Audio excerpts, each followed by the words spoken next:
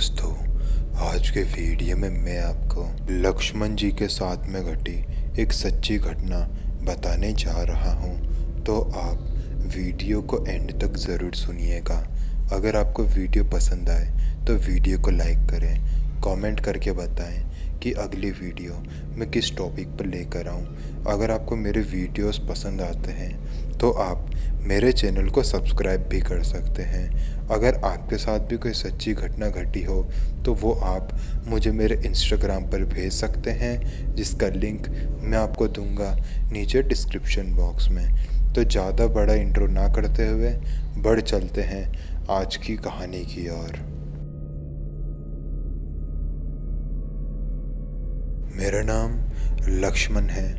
आज जो घटना मैं आपको बताने जा रहा हूँ ये मेरी मम्मी के साथ में घटी थी। ये घटना मेरी मम्मी के साथ में साल 2000 में घटी थी और मेरा जन्म साल 2001 में हुआ था। मतलब मेरे जन्म के 1 साल पहले मेरी मम्मी के साथ में ये घटना घटी थी। उनके साथ ये घटना उनके घर पर ही घटी थी, मतलब उनके मायके में। तो दरअसल वह अमावस्या की रात थी जब मेरी मम्मी के साथ में ये घटना घटी थी। मेरी मम्मी का जो घर था उनके घर के पास में एक कुआं मौजूद था और वो कुआं आज भी वहीं पर मौजूद है। मेरी मम्मी उस वक्त घर पर ही मौजूद थी। पापा किसी काम की वजह से घर के बाहर थे। घर में उस वक्त नाना, नानी, मेरे मामा और मम्मी ही मौजूद थे। नानी ने मम्मी को कहा कि मम्मी कुएं में से जाके पानी ले आए क्योंकि उनको खाना बनाना था। मम्मी ने बाल्टी ली और कुएं के पास गई। कुएं के पास जाकर उन्होंने बाल्टी में पानी भरा और उसके बाद उस पानी को लेकर किचन की तरफ आई और उन्होंने उस पानी को मेरी नानी को दे दिया। उसके बाद जब वो अपने कमरे में जा रही थी तो उन्होंने कुएं के पास में से ऐसी आवाज़ सुनी कि कोई कुएं के अंदर कूदा हो।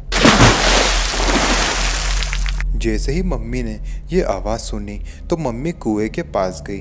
उन्होंने देखा कि कुएं का पानी बहुत ही बुरी तरीके से हलचल कर रहा है, जिसका मतलब यही है कि इस पानी के अंदर अभी अभी कोई कूदा था। मम्मी वो देख ही रही थी कि आखिर पानी में कौन कूदा है। तभी मम्मी को कुएं की एक दीवार पर एक बच्ची नज़र आई जो कि चारों हाथ पैरों से कुएं की दीवार पर रेंग रही थी और हंस रही थी और मम्मी को मदद के लिए पुकार लगा रही थी। ये देखकर मम्मी बहुत ज़्यादा डर गई थी। मम्मी के पास उस वक्त एक टॉर्च भी मौजूद थी। मम्मी ने उस वक्त उस टॉर्च को जलाया और उस टॉर्च की लाइट उस बच्ची के मुंह की तरफ मारी। उन्होंने जैसे ही वो लाइट उस बच्ची के मुंह की तरफ मारी तो उस बच्ची ने अपना मुंह खोल दिया और जैसे ही उसने अपना मुंह खोला तो उस लाइट की रोशनी में मम्मी ने देखा कि उसके मुंह के अंदर से कोई काला कलर का धुआं निकल रहा है। उस चीज़ को देखकर मम्मी इतनी ज़ोर से चिल्लाई कि मम्मी की आवाज़ को नानी ने, नाना ने और मेरे मामा ने सुना। वो भागते हुए कुएं के पास आए। जब उन्होंने मम्मी के कुएं के पास बेहोश देखा तो मम्मी को उठाने के लिए उनके पास गए। जब मामा मम्मी को उठाने के लिए उनके पास गए तो उन्होंने देखा कि उनका दाहिना हाथ पूरी तरीके से काला हो चुका है। वो बहुत ही ज़्यादा ठंड में पहुंच चुकी थी। उनका पूरा शरीर एकदम बर्फ़ की सिल्ली की तरह ठंडा पड़ा हुआ था। मेरे मामा और नाना मेरी माँ को लेकर कमरे में गए। मेरी नानी ये समझ चुकी थी कि ये एक तो अमावस्या की रात है और अमावस्या की रात को भूत प्रेत की शक्तियाँ अपार हो जाती हैं और मम्मी के ऊपर भी कोई भूत चढ़ गया है। उन्होंने अगली सुबह तक होने का इंतज़ार किया। अगली सुबह हुई। अगली सुबह तक मम्मी को एक कमरे में बंद करके रखा गया था। उस कमरे में ना तो कोई खिड़की थी और ना ही कोई भागने का रास्ता। उस कमरे को बंद कर दिया गया था और पूरी रात उस कमरे के अंदर से डरावनी आवाज़ें और मम्मी के रोने की आवाज़ें आ रही थी। मामा ने यह बताया था कि उनका बहुत मन कर रहा था कि वो दरवाज़े को खोलें, लेकिन वो ये जानते थे कि ये मम्मी नहीं बल्कि उनके अंदर जो आत्मा है वो उनसे ये सब बुलवा रही है। अगली सुबह आई। नाना कुछ गांव छोड़कर एक तांत्रिक रहते थे। उन तांत्रिक को लेकर आए। तांत्रिक को पूरी बात समझाई कि पिछली रात क्या हुआ था। तांत्रिक पूरी बात समझ चुका था। उसने नानी को कहा, 2 नींबू और एक सुई लेकर आओ। नानी अंदर जाकर 2 नींबू और एक सुई लेकर आई और उस तांत्रिक के हाथ में रख दिया। तांत्रिक ने कहा कि इस बच्ची को उठाओ और उसे कुएं के पास लेकर आओ। नाना और मामा ने मेरी मम्मी को उठाया और कुएं के पास लेकर आए। कुएं के पास आते ही उस तांत्रिक ने उस सुई को उन दोनों नींबू में घुसेड़ दिया। फिर उस नींबू को उस तांत्रिक ने बाल्टी में एक पानी मंगाया, उसमें डुबो दिया था। फिर बाद में जब उस तांत्रिक ने उस नींबू को बाहर निकाला तो वो नींबू पूरी तरीके से काला हो चुका था।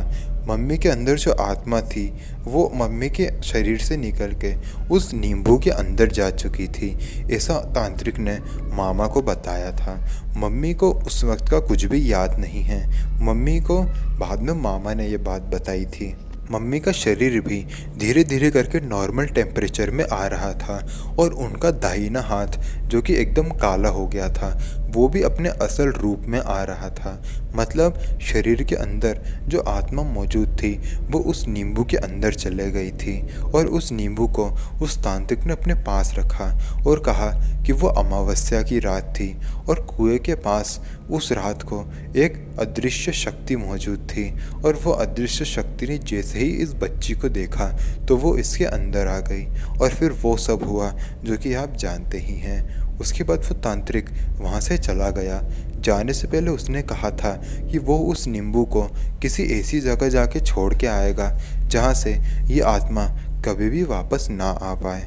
उसके बाद वो तांत्रिक वहाँ से चला गया और मम्मी ठीक हो गई। जब मैं बड़ा हुआ तो मम्मी ने मुझे एक घटना बताई थी जिस पे मैंने पहली बार पर तो यकीन नहीं किया, लेकिन जब मैं गांव गया तो मैंने मामा को भी इस घटना के बारे में पूछा। उन्होंने भी मुझे बताया कि हाँ ऐसी यह घटना हुई थी और वो कुएं को भी मैंने देखा।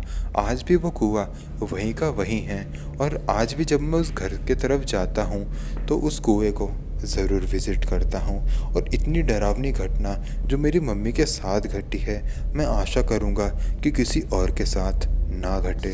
और इस घटना ने मुझे ये मानने पर मजबूर करवा दिया कि सच में इस दुनिया में भूत प्रेत एग्जिस्ट करते हैं।